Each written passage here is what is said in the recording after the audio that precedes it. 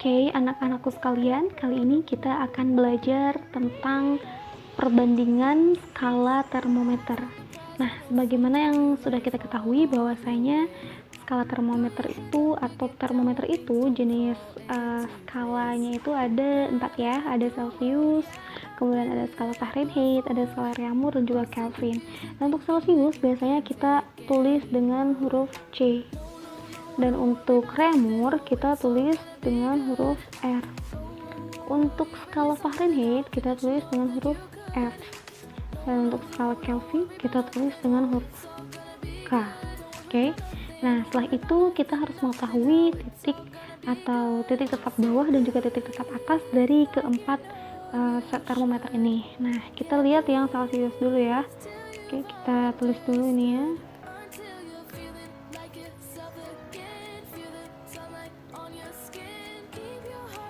Oke, sudah.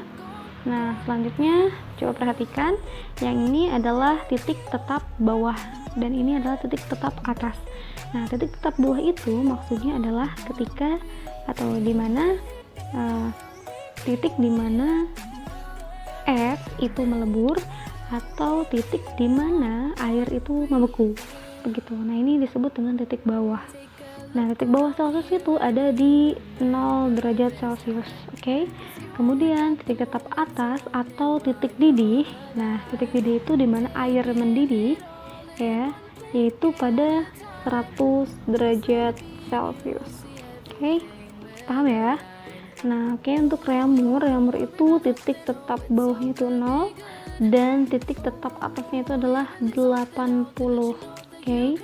Untuk Fahrenheit, titik tetap bawahnya itu adalah 32 derajat Fahrenheit dan untuk titik tetap atasnya atau titik didihnya yaitu 212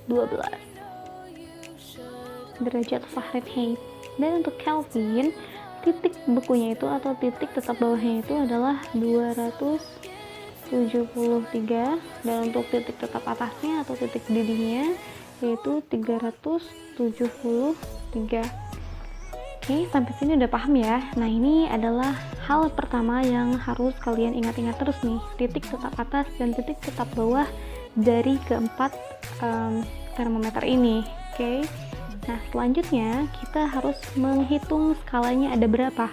Untuk Celsius, coba ini dari 0 sampai 100 skalanya ada berapa nih? Berarti kan ada 100 ya.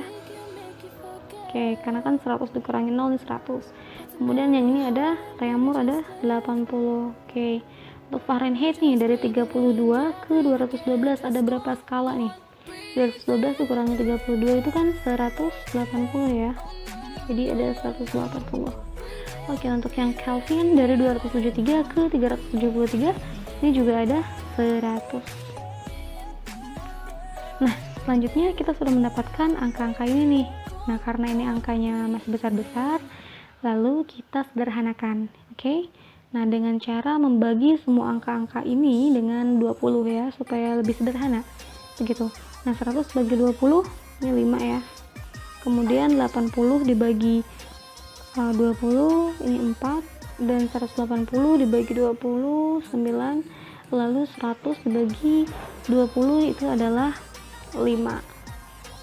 Oke, nah kita sudah mendapatkan perbandingan dari keempat skala ini. Jadi 5 banding 4, banding 9, dan banding 5.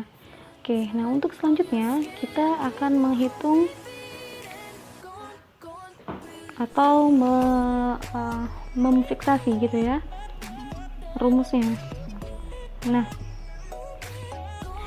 kita bisa menulis Celsius ini tetap dengan huruf C, kemudian Reaumur dengan huruf R, dan juga Fahrenheit. Nah, coba perhatikan untuk Fahrenheit, dia tidak dimulai, titik bawahnya itu tidak dimulai dari angka 0, tetapi dari angka 32, sehingga kita harus mengurangi dengan 32 juga gitu, supaya sama dengan Celsius dan Reaumur, dimulai dari 0. Jadi kita tulisnya adalah Fahrenheit dikurangi 32.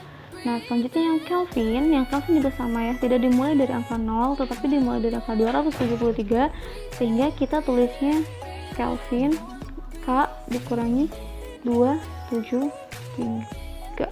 Oke. Nah, selanjutnya kita tulis kembali nih perbandingan-perbandingan yang sudah kita temukan, yaitu 5 banding 4 banding 9 banding 5. Nah, ini adalah perbandingan atau asal muasal dari rumus yang nantinya akan kita gunakan untuk konversi dari Celsius ke Reaumur ke Fahrenheit, ke Kelvin, atau dan sebaliknya dan seterusnya. Begitu, oke? Nah, sampai sini kalian harus paham dulu ya. Oke. Selanjutnya nanti kita ke contoh soal.